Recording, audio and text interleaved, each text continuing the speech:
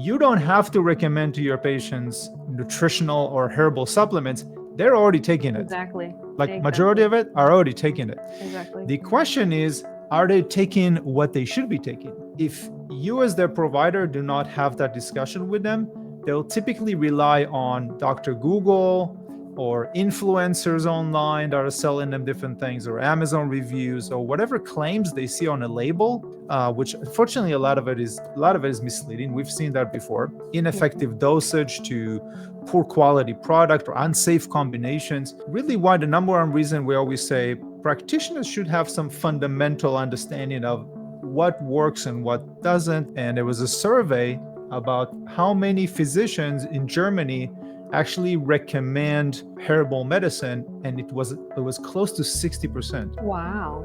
So it was really incredible to see that many physicians in Germany are actually looking for more treatment options for their patients that might not include just pharmaceuticals. Right.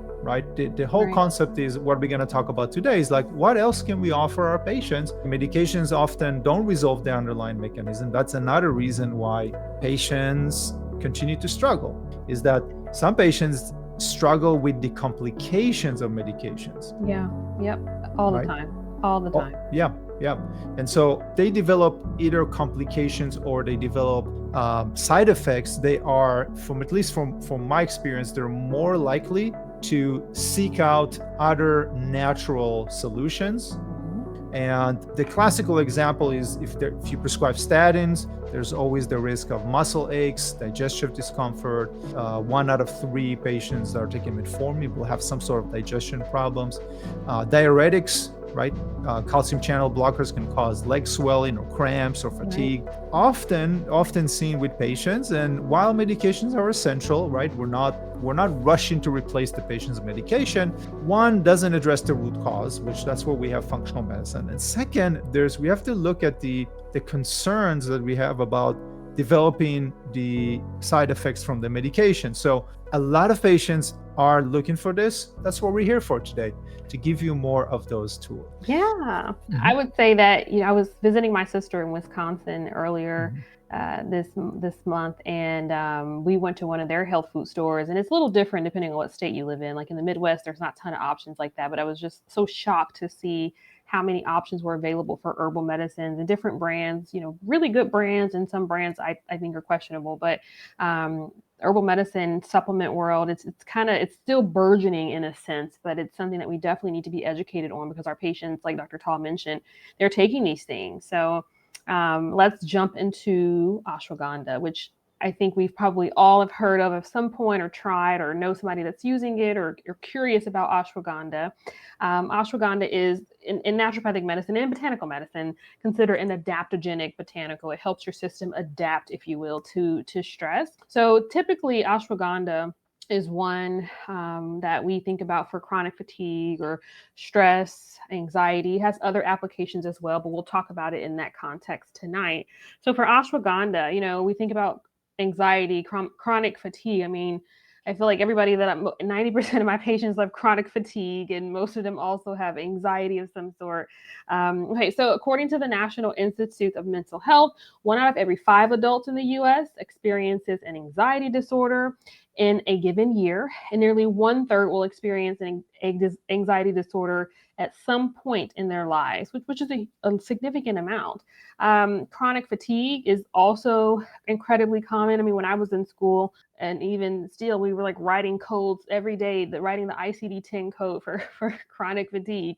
It's incredibly common. Estimated 3.3 million U.S. adults meet the criteria for chronic fatigue, and many more are going to their primary care offices. A lot of us just kind of have chronic fatigue, and we're not really talking to anyone about it because we don't really know what we can do about it.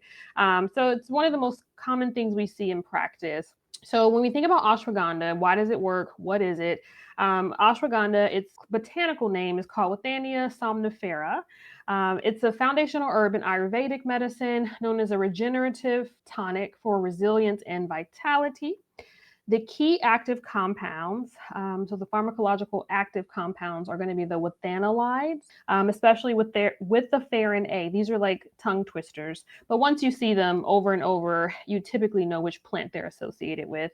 They're going to influence inflammatory pathways, neuroendocrine function, and possibly HPA-axis modulation. So we're going to talk about the HPA-axis in a minute. Just a little fun historical fact. The name is actually, it means the smell of a horse in Sanskrit. So it refers to both the scent of the root and the belief that it imparts the strength and stamina of a horse. So with all of that being said, let's take a look at a picture from the Journal of Herbal Medicine published this year on how ashwagandha helps to reduce stress. As you can see, there are multiple points of data on how ashwagandha works. But if we want to just understand the core pharmacodynamics, let's just focus on two major pathways, the GABA system and the HPA, hypothalamic pituitary adrenal axis. And so ashwagandha helps regulate the HPA-axis, which is your body's central stress response system, right? So when somebody comes into the office and they have chronic stress, chronic fatigue, we're thinking of many things. So one of the things we should also be thinking is HPA-axis, like what is happening with this person's hypothalamus, pituitary, adrenal signaling system. So kind of always keep that in mind. The body's central stress response system, your HPA-axis. So studies show ashwagandha can lower elevated cortisol and DHEAS, meaning the HPA isn't firing excessively for your patients. And in simple terms, it just kind of helps to reset the body's stress thermostat. So that's kind of the adaptogenic aspect. It helps your system adapt to the stress response. It also affects the GABA system. So GABA stands for gamma aminobutyric acid, which is basically like a neuroinhibitory transmitter. So it helps to calm things down. So you want to think about GABA systems for your patients who are a little too wiry, anxious, that kind of thing, overstimulated. Ashwagandha appears to enhance GABA activity and receptor function, so helping to regulate overactive neural brain circuits. They're going to drive anxiety and tension. And so by supporting both HPA axis and the GABA tone in the system, ashwagandha can also improve sleep quality, reducing sleep latency, so it's easier to fall asleep, less time falling asleep, and also enhancing deeper stages of non-REM sleep. And then obviously better sleep, you just feel better overall. And then overall, with that being said, ashwagandha acts as an adaptogen, which is kind of what I mentioned earlier, helping to reduce the sympathetic tone, so reducing that fight or flight response, right, which most of us, kind of tend to live in, reducing that sympathetic nervous system response, and then lowering the allostatic load, which basically improves the body's ability to adapt without getting overwhelmed. So ashwagandha is a really cool kind of standard stress botanical in the world of botanical medicine. And you may want to take a deeper dive. I mean, there's some really cool studies outside of just the stress picture and what ashwagandha can do in the system. So just a clinical trial to think about. In a randomized double-blind placebo-controlled study published in the Indian Journal of Psychological Medicine, this was around 2012, they evaluated the effects of ashwagandha for chronic stress. So it's a prospective randomized double-blind placebo-controlled trial, 64 adults with chronic stress. They took 300 milligrams twice daily of high concentration ashwagandha extract, so a total of 600 milligrams daily, right, for 60 days. And they measured the perceived stress scale, anxiety scores, and also their serum cortisol, which is really important, a little more objective, if you will. And then in the results, what they found was there was a significant reduction in stress and anxiety scores.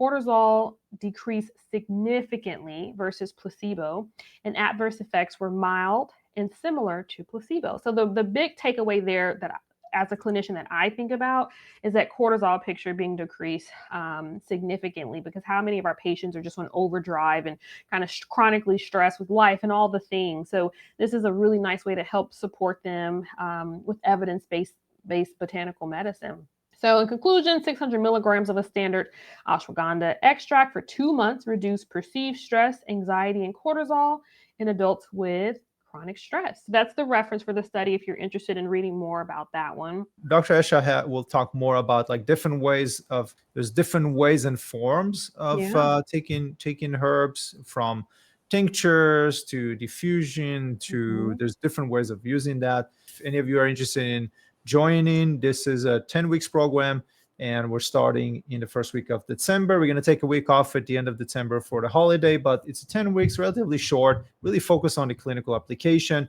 We have a scholarship for it, so we're making it super affordable for all healthcare practitioners. And we'll also include in, because we are promoting this program, we want to give you these bonuses of the phone app, the ticket to the integrative pediatrics care, and of course, the clinical guide and all of that stuff. We see this as really one of the most important clinically tools that you can utilize in your practice like right away. So with that being said, Dr. Esha, I really appreciate you being here. This was like my most fun class. They're all fun, but this one's like so exciting for me.